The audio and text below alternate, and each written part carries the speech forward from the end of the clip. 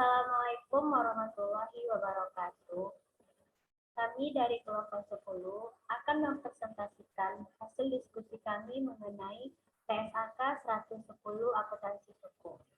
Sebelumnya, saya akan memperkenalkan anggota kelompok saya. Yang pertama yaitu saya sendiri, Mila Jasmine Audina dengan nomor WP 19110049. Yang kedua ada Natasha dengan nomor BP 19110053. Baiklah, untuk mempersingkat waktu, kita langsung aja masuk materi yang pertama yang akan dipresentasikan oleh Natasha. Kepada Natasha dipersilakan.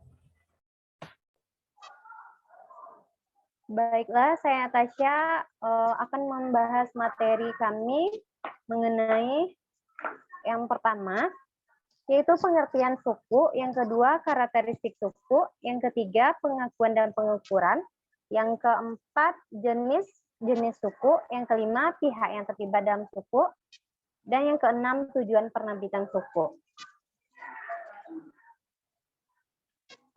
Masuk ke materi yang pertama, yaitu pengertian suku.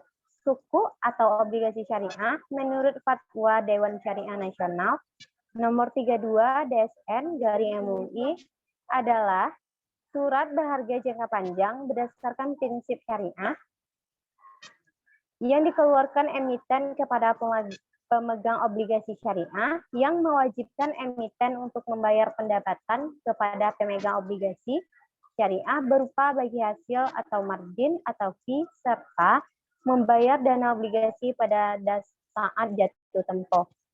Kalau menurut PSAK 110, suku adalah efek syariah berupa sertifikat atau bukti kepemilikan yang bernilai sama dan mewakili bagiannya tidak tertentu atau tidak terpisahkan atau tidak terbagi, terdiri atas yang pertama aset berwujud tertentu, yang kedua manfaat atas aset berwujud tertentu, baik yang ada ataupun maupun yang akan ada.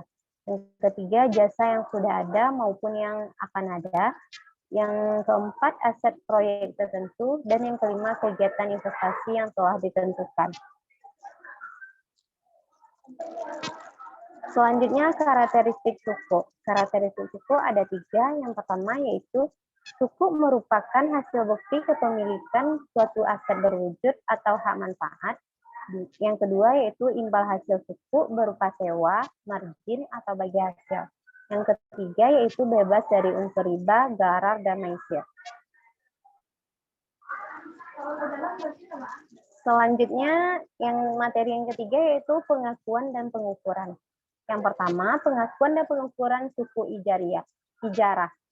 Suku ijarah diakui pada saat entitas menjadi pihak yang terkait dengan ketentuan penerbit suku terikat dengan ketentuan penerbitan suku.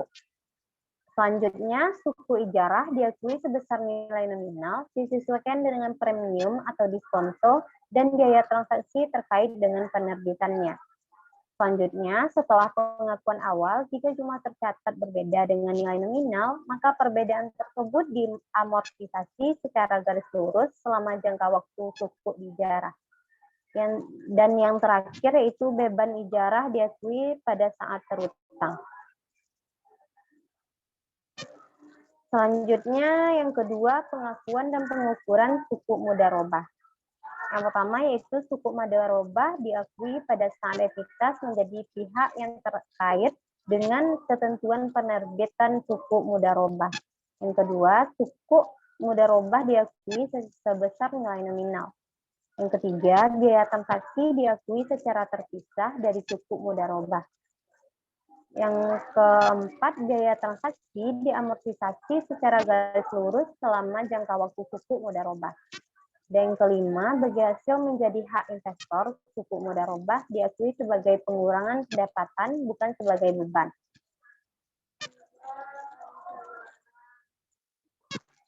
Selanjutnya, penyajian. Penyajian suku ijarah dan suku mudharabah. Suku ijarah disajikan sebagai liabilitas, sedangkan suku mudharabah disajikan sebagai dana syirkah temporer. Untuk bukan entitas syariah, suku mudharabah disajikan dalam liabilitas yang terpisah dari liabilitas lain dan dalam urutan paling akhir dalam liabilitas. Selanjutnya, biaya transaksi penerbitan suku mudharabah disajikan dalam aset sebagai beban tanggungan. Baiklah, itulah materi yang dapat saya sampaikan. Materi selanjutnya akan saya serahkan kepada moderator. Silakan. Baiklah, terima kasih kepada Natasha. Untuk materi selanjutnya, saya sendiri yang akan mempresentasikan. Materi selanjutnya yang keempat, jenis-jenis suku. Menurut PSAK 110 tentang akuntansi suku, suku yang ada dalam pernyataan standar akuntansi keuangan 110 ada dua, yaitu suku ijarah dan suku mudharabah. Untuk akad suku lainnya merupakan akad tambahan dari jenis suku tersebut. Yang pertama yaitu suku ijarah. Ijarah adalah perjanjian pengalihan hak untuk menggunakan barang atau jasa, tanpa adanya pengalihan kepemilikan atas barang atau jasa itu sendiri. Suku ijarah diterbitkan berdasarkan akad ijarah dan terbagi menjadi yang pertama yaitu suku kepemilikan aset terwujud yang disewakan, yaitu suku yang diterbitkan oleh pemilik objek yang disewakan atau disewakan untuk dijual dan memperoleh hasil dari penjualan tersebut, sehingga pemilik suku menjadi pemilik aset tersebut. Yang kedua yaitu suku kepemilikan manfaat. Suku yaitu suku yang diterbitkan oleh pemilik aset atau pemilik manfaat dari aset tersebut untuk menyewakan aset manfaat dari aset tersebut dan memperoleh sewa, sehingga pemegang suku tersebut menjadi pemilik manfaat dari aset tersebut. Yang ketiga yaitu suku kepemilikan jasa, yaitu suku yang diterbitkan untuk memberikan layanan tertentu melalui penyedia layanan, misalnya layanan pendidikan tinggi, dan memperoleh pembayaran kepada penyedia layanan sehingga pemegang suku menjadi pemilik layanan tersebut.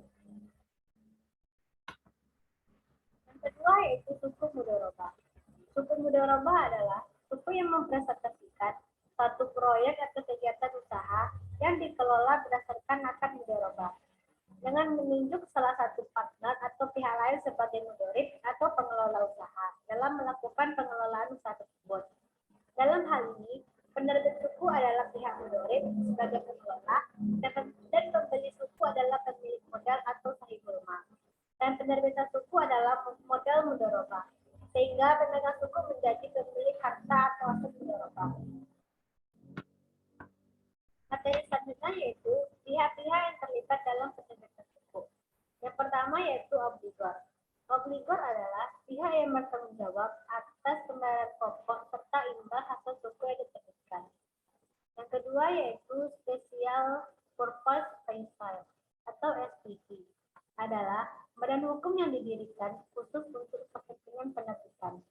Yang ketiga investor. Investor adalah pihak pemegang sertifikat. Yang terakhir yaitu tujuan penerbitan suku. Pertama, memperluas basis investor. Yang kedua, mengembangkan pasar keuangan syariah. Yang ketiga yaitu mengembangkan instrumen investasi berbasis syariah. Baiklah, itulah materi dari presentasi kelompok 10. Kalau ada salah dan kurang, kami mohon maaf. Assalamualaikum warahmatullahi wabarakatuh.